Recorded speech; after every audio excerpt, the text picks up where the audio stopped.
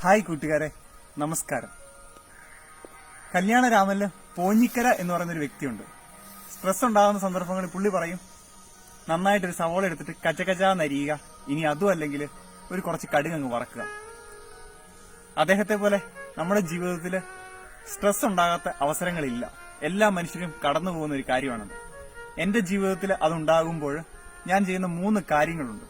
1 കേൾക്കുക, 2 കാണുക, 3 കൈകാര്യം ചെയ്യുക.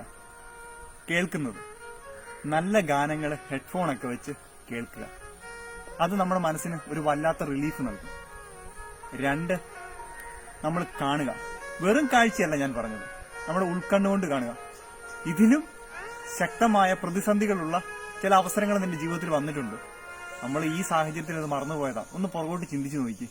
ഉൾക്കണ്ണുകൊണ്ട് നീ കണ്ടു നോക്ക്, നീ കടന്നു വന്ന വഴികള്. ചിലപ്പം ഇതിനെ കവർ ചെയ്യാനുള്ള ശക്തി നിന്റെ ഉള്ളിൽ തന്നെ ക്രിയേറ്റ് ചെയ്യും. അങ്ങനെ ഒരു കാഴ്ചയെക്കുറിച്ചാണ് ഞാൻ പറഞ്ഞത്. 3 ചെയ്യുന്നത്, ഈ പോഞ്ഞിക്കര പറഞ്ഞ പോലെ സബോള അരിയുക. വീട്ടിലാണെങ്കിൽ മാത്രമേ നടക്കുകയുള്ളൂ. പക്ഷെ അത് അരിയുമ്പോൾ നമ്മുടെ കണ്ണ് നിറഞ്ഞ് കണ്ണീരൊഴുകും.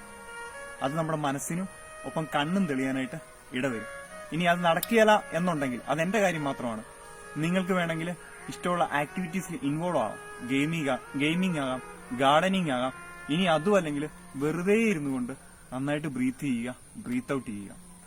എല്ലാവർക്കും നല്ലൊരു ദിവസം ആശംസിക്കുന്നു. Thank you.